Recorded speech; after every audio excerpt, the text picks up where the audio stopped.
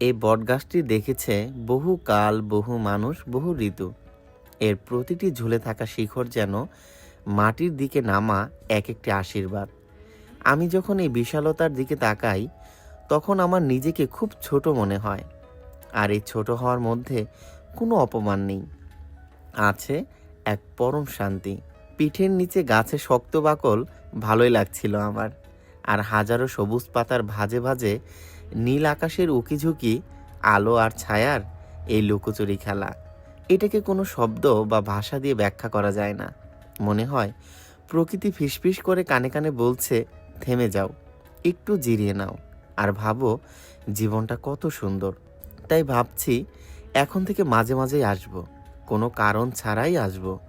জানেন, ছোটবেলা থেকে শিখেছি সব কাজের পিছনে নাকি একটা কারণ থাকতে হয়, একটা লাভ ক্ষতির হিসাব থাকতে হয়। কিন্তু আজ মনে হচ্ছে জীবনের সবচেয়ে সুন্দর মুহূর্তগুলোর আসলে কোনো কারণই থাকে না।